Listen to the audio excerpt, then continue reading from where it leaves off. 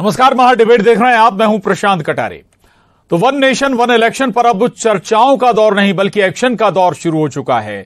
Committee भी बनाई जा चुकी है, अध्यक्ष भी बनाए गए हैं पूर्व राष्ट्रपति रामनाथ कोविंद।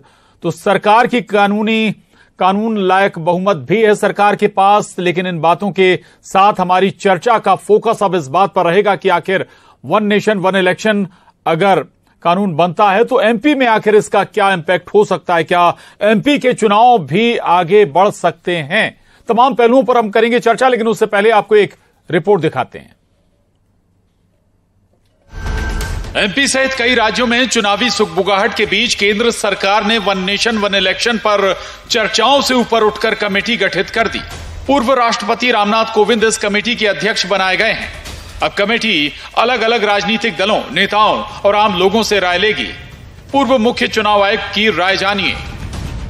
मुझे नहीं लगता कि होल हॉग एक साथ सारे स्टेट का इलेक्शन अभी कराया जा सकता है, क्योंकि देखिए संविधान में संशोधन बहुत महत्वपूर्ण चीज है और संविधान में जब तक संशोधन नहीं होता तब तक इलेक्शन कमीशन बाध्य है कि जिस असेंबली की टेन्योर खत्म होने वाली है उसका इलेक्शन खत्म होने की डेट से पहले पूरा करा दे। तो वो उन्हें कराना पड़ेगा, क्योंकि जितनी भी अभी इलेक्शन ड्यू हैं, मिजोरम में दिसंबर 17 में उनका खत्म हो रहा है, 17 दिसंबर को, और मध्य प्रदेश का 6 जनवरी को खत्म हो रहा है। तो इनको उस डेट के पहले इलेक्शन कराना ही है जब तक कि संविधान में संशोधन नहीं हो जाता, आरपी एक्ट में संशोधन नहीं हो जाता। हालांकि पीएम मोदी कई मंचों से एक देश एक चुनाव की वकालत लंबे समय से करते आ रहे हैं और अब सरकार ने स्टैंड ले लिया। इधर एमपी में चुनावी माहौल के बीच राजनीतिक प्रतिक्रियाएं आनी शुरू हो गईं। केंद्रीय मंत्री नरेंद्र सिंह तोमर, बीजेपी अध्यक्ष वीडी शर्मा भी बोले। माननीय प्रधानमंत्री जी ने देश के अंदर एक नहीं पता नहीं कितनी ऐसी व्यवस्थाएं जो जनमत चाहता है, देश की व्यवस्था के लिए जरूरत है, उन बातों को माननीय प्रधानमंत्री जी के नेतृत्व में एक नहीं कई ऐतिहासिक काम हुए हैं। वन नेशन वन इलेक्शन पर भी चर्चाएं समाज के अंदर होती रही हैं और चर्चाएं चल रही हैं, लेकिन आगे क्या होगा नहीं होगा ये तो मुझे लगता है कि समाज का जो अभिमत होगा उसके आधार पर माननीय प्रधानमंत्री जी की जो सोच बनेगी उसके आधार पर चीजें तय होंगी। लेकिन आज इस पर कुछ कहा जाए ऐसा मैं अभी कुछ ठीक नहीं मानता। इससे देश का आर्थिक फायदा भी है, इससे लोकतंत्र भी मजबूत होगा और इससे स्वाभाविक रूप से समय की बचत होगी और विकास करने के लिए सरकारों को बहुत समय मिलेगा। मैं समझता हूं कि यह सोच बहुत अच्छी है। कांग्रेस का मानना है कि संविधान में संशोधन के बाद एक साथ चुनाव कराए जा सकते हैं, लेकिन राज्यों की सहमति जरूरी होगी। ये केवल संविधान में संशोधन राज्यसभा और लोकसभा में हो जाए उससे संभव नहीं, राज्यों को भी स्वीकृति देनी पड़ेगी। पर जो राज्य बीजेपी के हैं वो वहां अपनी विधानसभा बदल सकते हैं, जैसे कि हरियाणा हो गया, महाराष्ट्र हो गया, ये यूपी सरकार है। वो तो एक लाइन का उनको कैबिनेट में प्रस्ताव पास करना है कि विधानसभा बंद करो, बंद हो जाए। दरअसल एमपी में चर्चाओं का दौर इसलिए भी गर्म हो गया क्योंकि साल के आखिर में यहां चुनाव होने हैं। अगर एक देश एक चुनाव पर जल्द कोई निर्णय होता है तो उसका इंपैक्ट एमपी इलेक्शन पर पड़ना तय है। आखिर अब चर्चाओं का नहीं बल्कि एक्शन का दौर है। कमेटी गठित हो गई। राय मशवरे के बाद तैयार ड्राफ्ट पर कानून बनाने की तरफ भी सरकार बढ़ सकती है। Bureau report, news 18, Madhya Pradesh, Chhattisgarh.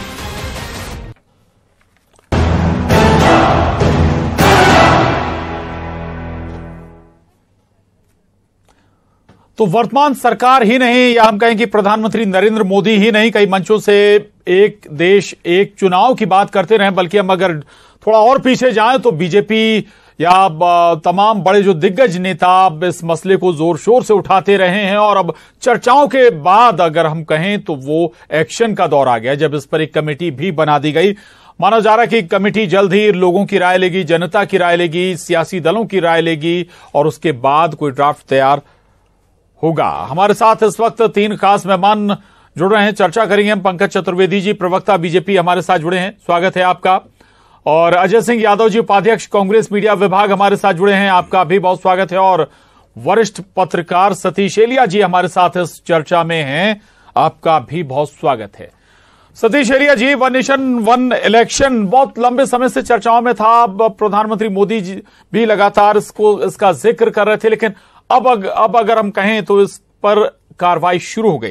लेकिन इसके सियासी पहलू भी थोड़ा सा समझाइएगा। दूसरा, इस लिहाज से भी कि न केवल एमपी बल्कि 5 राज्यों में हाल ही में चुनाव भी होने, विधानसभा चुनाव, तो उन पर भी इंपैक्ट होगा, तो एमपी पर भी इंपैक्ट होगा। एमपी के लिहाज से भी अगर जल्दी इस पर कोई एक्शन या कोई नतीजे पर हम निकलते हैं तो क्या होगा एमपी पर इंपैक्ट? देखिए, 2 चीजें हैं। हमने इसके पहले भी लाल किले की प्राचीर से भी प्रधानमंत्री ये बात कह चुके हैं और अलग अलग मंचों पर, संसद में भी वो ये बात कह चुके हैं।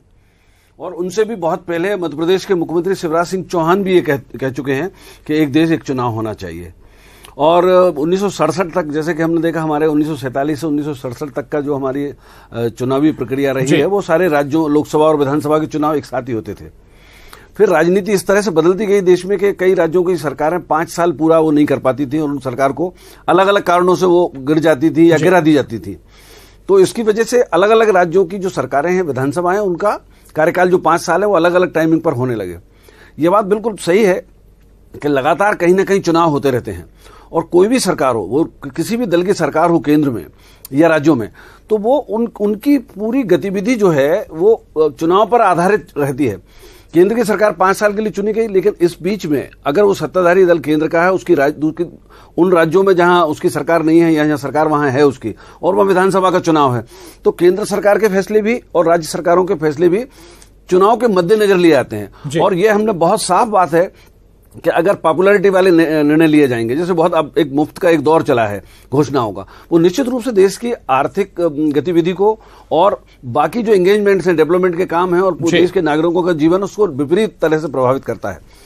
तो मुझे लगता है कि ये उन्होंने जो घोषणा की है प्रधानमंत्री ने, और ये भी अच्छी बात है कि देश के पूर्व राष्ट्रपति को का अध्यक्ष उन्होंने बनाया उस समिति का, निश्चित रूप से डिस्कोर्स में आना चाहिए था। अभी सिर्फ भाषणों में बात आ रही थी और अब वो जमीनी रूप पर दिख रही है। पूरे देश के सामने ये विकल्प होगा, लोगों के सामने जिन लोगों को राय देनी होगी उनसे वो राय दे सकेंगे। और अगर ये हो पाया, जहां तक मध्य प्रदेश की बात है, मध्य प्रदेश में अभी नवंबर में चुनाव होने हैं।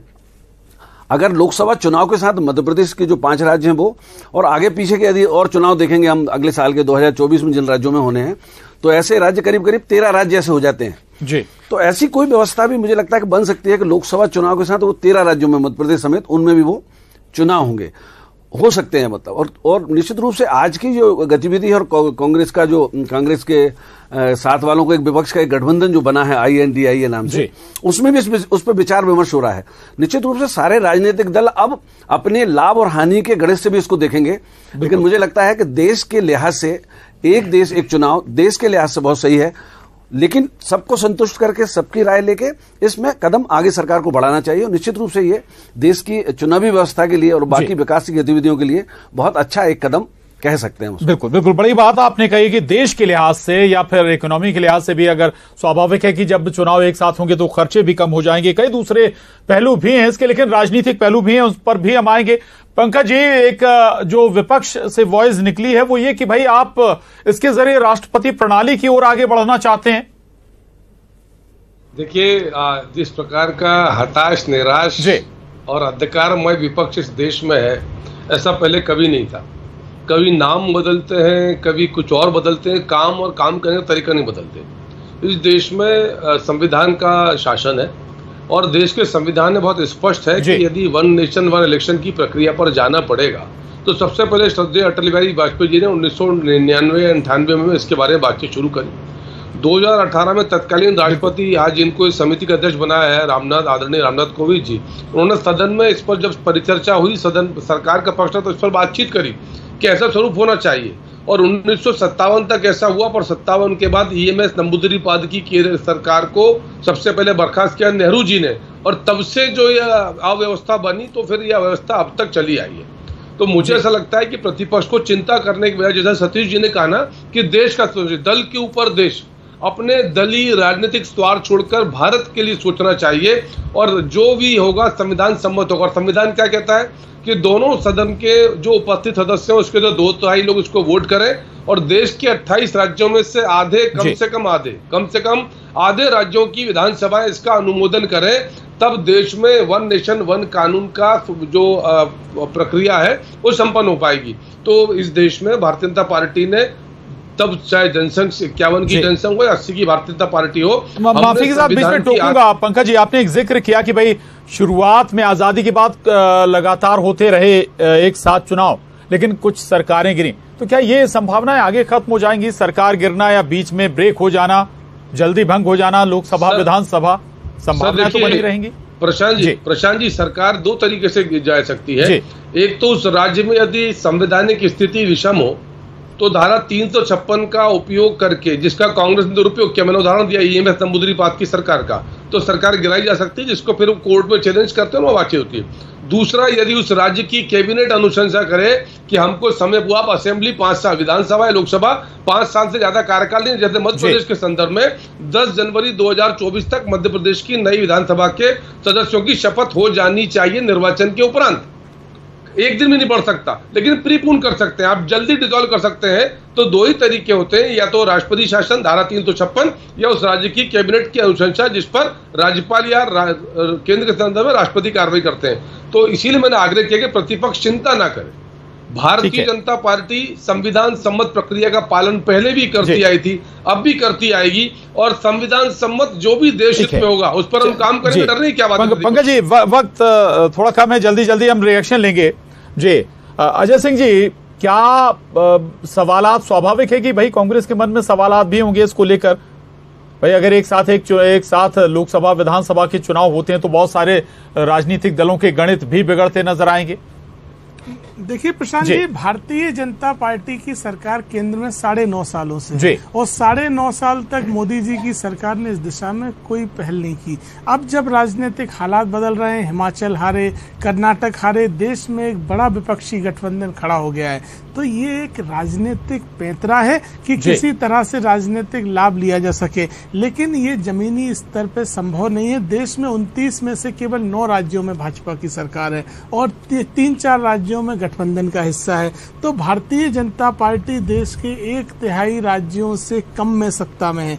ऐसे में इस तरह की प्रणाली लाकर संघीय ढांचे को नुकसान पहुंचाकर मोदी जी और उनकी पार्टी देश पे एक तरह के राष्ट्रपति प्रणाली जैसी स्थिति लाना चाहते हैं, जो कि इस देश में संभव नहीं है। राज्य सरकारों की अपनी अलग ताकत है, बहुत सारे विभाग हैं जो केवल राज्य सरकारों के पास हैं, जैसे कानून व्यवस्था जैसे मामले हैं।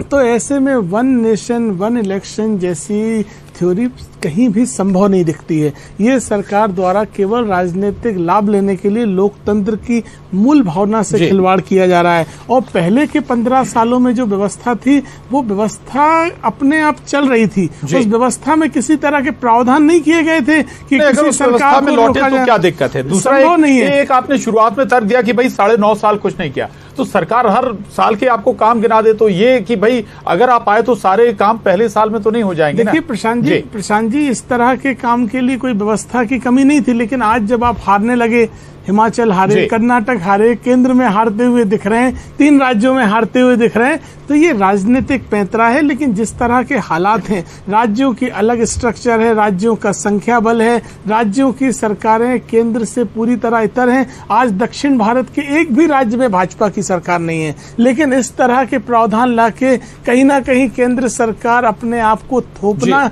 चाहती है। ये पूरी तरह से संघीय ढांचे के खिलाफ है। ये व्यवस्था देश में नहीं चल सकती है। ठीक जी, बिल्कुल आप ही के पास आ रहा हूं। एक तो ये कि भाई हार से आप घबराए हुए हैं, कुछ राज्यों का जिक्र कर रहे हैं। तीसरा, संघीय ढांचे को नुकसान पहुंचाने की कोशिश है आपकी। प्रशांत जी, जो प्रतिपक्ष लगभग 75% चुनाव पिछले 10 सालों में 9.5 सालों में हारा हो, वो हमसे कह रहा है कि हम घर वाले। दूसरा सर, मेरा इतना सा आग्रह है कि अभी सर कुछ हुआ ही नहीं। संसद का विशेष सत्र आहूत किया गया है 18 सितंबर से। पूर्व राष्ट्रपति रामनाथ कोविंद जी की अध्यक्षता में एक समिति बनी, जो समिति चर्चा करेगी, सुझाव देगी। यानी अभी कुछ डिसीजन नहीं है। और जैसा आग्रह किया, तो बिना डिसीजन के आप आत्मा घोंट रहे संविधान की, और राज्य में नहीं, ये नहीं होनी। भाई ये सब तो किंतु परंतु है ना, जब तक कुछ सॉलिड नहीं होता। और मैंने आपसे इसलिए आग्रह किया कि जो भी होगा संविधान सम्मत होगा, भारत के हित का होगा। और मैं तो सिर्फ कह रहा हूं कि यदि वन नेशन वन इलेक्शन, तो आपत्ति क्या प्रतिपक्ष को उस पर स्पष्ट नहीं कर पा रहे। संविधान का पालन किया जाएगा। और 57 के पहले क्या आत्मा घोंटी कर दी संविधान की? जब एक साथ चुनाव होते थे 47 से 57 तक, तब आत्मा घोटी थी संविधान की क्या? तब संविधान कुछ और था, यही संविधान था ना। जो 26 जनवरी 1950 को हमने लागू किया, वही संविधान को हम फॉलो कर रहे हैं। तो 57 तक यदि एक साथ इलेक्शन हो, वन नेशन इलेक्शन, तो संविधान की आत्मा नहीं घुटेगी। संविधान में 100 से अधिक परिवर्तन हो जाए तो आत्मा नहीं घुटेगी। अब यदि एक नई परिचर्चा जिसमें संवाद करके, भाई लोकतंत्र है, ऐसा थोड़ी कि कोई बिना उसके संसद का सत्र बुलाएंगे, बातचीत होगी और क्या जल्दी रिएक्शन आपका, फिर मैं प्रशांत जी के पास जाऊंगा। देखिए प्रशांत जी, पंकज जी को और अब सभी दर्शकों को ये बात स्पष्ट होना चाहिए, 52, 57, 62 तक कोई व्यवस्था थोपी नहीं गई थी। वो निर्वाचन प्रक्रिया प्रारंभ 52 से हुई और तब तक राज्य सरकारें एक साथ काम करती रही। अब आप थोपने की कोशिश कर रहे हैं, जैसे आप केंद्र में 10 साल से सत्ता में, लेकिन देश के 20 राज्यों में जनता ने आपको नकारा हुआ है, तो आप कैसे कह सकते हैं कि आप पूरे देश में स्थापत्य रखते हैं? तो इसीलिए हमारा कहना है कि ये आप लोकतंत्र के खिलाफ है और संघीय ढांचा में राज्य सरकारों को कमजोर करने की कोशिश है ये। चलिए ठीक, मैं सतीश जी के पास जाऊंगा। सतीश जी, एक तो इसका भी विश्लेषण करिएगा जो अजय सिंह जी कह रहे हैं कि भाई कमजोर करने की कोशिश, दूसरा क्षेत्रीय दलों पर भी इसका क्या इम्पैक्ट होगा, और दूसरा अगर एक साथ चुनाव होते हैं, पर्टिकुलर मान लीजिए कि भाई 24 में मोदी को फिर जनता पसंद कर रही, तो क्या उसका इम्पैक्ट विधानसभा चुनाव में वोटर नहीं करेगा कि भाई आपने एक जगह बीजेपी को वोट दिया, दूसरी जगह भी आपने ठप्पा लगा दिया बीजेपी को? देखिए, आपका जो सवाल है और जो अजय सिंह यादव भी जो बात कर रहे हैं, और चूंकि पंकज चतुर्वेदी तो उनकी पार्टी कह रही है तो वो तो जाहिर है कि समर्थन करेंगे, लेकिन अगर तटस्थता से देखा जाए तो इस सारी बातचीत में हम मतदाता को एक बहुत नादान, जनता को हम बहुत नादान समझते हैं, खासकर राजनीतिक दल, कि लोकतंत्र की हत्या हो जाएगी, जनता को बरगला दिया, जनता को इसके नाम पे, उस रेवड़ी के नाम पे। जनता ऐसे नहीं बरगलाती। अब आप पिछले मध्य प्रदेश का उदाहरण देखेंगे तो 2018 में जो मध्य प्रदेश में कांग्रेस को बीजेपी से ज्यादा सीटें मिली थी, बहुमत उसको नहीं मिला था, और उसी भारतीय जनता पार्टी को 4 महीने बाद जब लोकसभा का चुनाव हुआ तो 29 में से 28 सीटें मिली मध्य प्रदेश में। बिल्कुल। तो ये जनता जानती है कि राज्य की विधानसभा को जब चुनना है, राज्य की सरकार को चुनना है, तो किन मुद्दों पर मतदान करना है, केंद्र में चुनना है तो किन मुद्दों पर मतदान करना है, नगर पालिका, नगर निगम और पंचायत में चुनना है तो किस करना है मतदान। अगर एक साथ भी अगर मध्य प्रदेश की हम अगर बात कर लें, मध्य प्रदेश में आज की तारीख में लोकसभा और विधानसभा का अगर एक साथ चुनाव होगा तो देख लीजिएगा, जनता इतनी समझदार है और मतदाता इतना जागरूक है। राजनीतिक दल भले ही उनको समझ उतना जागरूक ना मानते हो, लेकिन जनता जागरूक है और वो निश्चित रूप से भिन्न तरह से मतदान करेगी, लोकसभा के लिए अलग और मध्य प्रदेश के लिए अलग। आप देख लीजिएगा, एक साथ चुनाव होंगे तो भी और एक साथ नहीं होंगे तो भी आप दोनों चुनावों में पहले जैसा अंतर दिखाता हमें। एक छोटा सा सवाल और है सतीश जी, छोटा सा सवाल और है। उदाहरण मध्य प्रदेश के साथ साथ राजस्थान, छत्तीसगढ़ का भी है और उससे बड़ा उदाहरण दिल्ली का भी, लेकिन लोकसभा और विधानसभा के बीच एक लंबा डिफरेंस रहा, गैप रहा। क्या उस गैप में चीजें नहीं बदल जाती हैं, मुद्दे नहीं बदल जाते हैं? नहीं, मुद्दे बदल जाते हैं, लेकिन जनता में ये मेरा कहना है कि मतदाता जो है, जो वोट डालता है, वो स्थानीय मुद्दे क्या हैं, प्रदेश के मुद्दे क्या हैं और राष्ट्रीय स्तर के मुद्दे क्या हैं, दोनों पे वो अलग तरह से मतदान करता है। एक ही आदमी यदि एक ही दिन में 2 जगह बटन दबाना होगा तो जरूरी नहीं है कि वो सेम बटन दोनों जगह दबाएगा, वो डिफरेंस उसमें रखेगा, क्योंकि वो जागरूक है, उसको पता है। आप उसको लाख बरगलाने की कोशिश करिए, मतदाता बहुत जागरूक है। इस देश, ये जो देश है हमारा, 1947 में जो अंग्रेजों के जाने के बाद से हमारे यहाँ लोकतंत्र नहीं आया है। हमारे यहाँ सदियों से लोकतंत्र है, हमारे यहाँ सदियों से पंचायत है, जनता की बात सुनी जाती है। हमारे यहाँ की जो भारत की जो मिट्टी है या लोग हैं, जो मानस है, उसमें लोकतंत्र विद्यमान है। शिक्षा से भी इसका बहुत मतलब नहीं है। अशिक्षित व्यक्ति भी चुनाव सही करता है। जब उसको जनता सरकार चुननी होती है राज्य के स्तर पर और केंद्र के स्तर पर, तो वो अलग अलग तरह से मतदान करता है। मुद्दे भी उसको पता रहता है, वो अच्छी तरह से जानता है कि अंतर्राष्ट्रीय मुद्दे क्या हैं, राष्ट्र के मुद्दे क्या हैं और स्थानीय मुद्दे क्या हैं, वो उनको देख के मतदान करता है। चिंता होती है राजनीतिक दलों को कि उनका कोई समीकरण उससे न बिगड़ जाए। जी, ठीक बात है। अजय जी, हालांकि फिर रावत पूर्व चुनाव आयुक्त को आप सुन रहे थे, वो ये भी कहते हैं कि भाई अभी इतना आसान नहीं है, इतनी जल्दी सब कुछ नहीं होने वाला। लेकिन एक दूसरा पहलू जरूर समझिए अजय जी कि भाई इससे समय भी बचेगा, पैसा भी बचेगा। दूसरा, जो आपके अफसर हैं जो चुनावी प्रक्रिया में लगे रहते हैं, तमाम दूसरी चीजें भी डाइवर्ट हो जाती हैं, ये सारी चीजों से सेफ होंगे। देखिए प्रशांत जी, देश के हित में कोई कदम उठे उससे विपक्ष या कांग्रेस पार्टी कभी पीछे नहीं हटती है, लेकिन सरकार की नियत संदेह में आप इतना बड़ा सुधार लाने की तैयारी कर रहे हैं। क्या आपने विपक्षी दलों के साथ बात करी? आपने इसलिए कमेटी बनी ना, कमेटी तो आपने संसद का सत्र आहूत कर लिया, आप तो निर्णय की स्थिति पे आ गए। चर्चाएं मसलों पर है प्रशांत जी, ये माना जा रहा है कि यूसीसी पर भी कुछ हो सकता है। प्रशांत जी, आमतौर पर ये समझा जा रहा है कि संसद का विशेष सत्र इसी विधेयक के लिए लाया जा रहा है, तो आप तो एक तरह से निर्णय की प्रक्रिया को अमली जामा पहनाने की स्थिति में आ गए, जबकि आपको विपक्षी दलों के साथ चर्चा करनी थी, उसके बाद आम सहमति के आधार पर किसी तरह की कमेटी बनानी थी, लेकिन आपकी नियत साफ नहीं है, केवल राजनीतिक एजेंडा है। पंकज जी को प्रशांत जी, देश में सबसे बड़ी पंचायत हमारे देश की संसद है, और उस संसद में पक्ष प्रतिपक्ष सबकी सुनने के बाद चर्चा के उपरांत ही कुछ तो होगा ना। सरकार ने कोई अध्यादेश तो जारी किया नहीं, संभव ही नहीं है। मैंने सीधे कहा कि सबसे पहला जो टिप्पणी थी वो अभी भी है कि देश हित में संविधान सम्मत प्रक्रिया का पालन करेंगे। हम तो जानना चाहते हैं कि प्रतिपक्ष को भारत के हित के विषय पर आपत्ति क्या वो स्पष्ट नहीं कर पाए। 20 रुपए के निराधार तर्क, क्या तकलीफ है? राज्य सरकारें, जहाँ 20 राज्यों में आपकी सरकारें नहीं है, इस मामले से वो भी प्रभावित होंगे। हमारा स्पष्ट कहना है कि 20 राज्यों में आपकी सरकारें नहीं है और उन राज्यों पर ये निर्णय लागू होगा। तो आपकी नीयत अगर स्पष्ट होती तो आपने व्यापक चर्चा क्यों नहीं करी? आप व्यापक चर्चा के आधार पर इस निर्णय को लाते, लेकिन आप तो निर्णय थोपना चाहते हैं अपने राजनीतिक एजेंडे के लिए। ये आपका राजनीतिक एजेंडा है। अगर देश हित तो विपक्षी दलों के साथ चर्चा के उपरांत इस तरह का निर्णय लेने की कोशिश करते, केवल क्योंकि हार दिख रही है। 2-3 राज्यों में पहले हार गए, 3 राज्यों में फिर हारने वाले हैं, केवल राजनीतिक रोटियां सेकने की कोशिश है। ठीक है, विरोध करना अपनी सच्ची राजनीति के लिए। चलिए, तो विपक्ष को ये राजनीतिक एजेंडा लगता है, लेकिन सत्ता पक्ष इसे बहुत जरूरी मानता है देश के लिए। लेकिन ये कब तक और कैसे, किस रूप में सामने आएगा, ये वाकई देखने वाली बात होगी। चूंकि अभी कमेटी बनी है, वो राय मशवरे में भी उसे वक्त लगेगा। इसके बाद संसद में संभव वो ड्राफ्ट जाए या कमेटी जाए, उस पर चर्चा होगी, फिर कोई संशोधन संभावित है संविधान में। चर्चा को आज यहीं थामेंगे। बहुत शुक्रिया पंकज जी, अजय सिंह यादव जी, सतीश एलिया जी, बहुत धन्यवाद। डिबेट में इतना ही।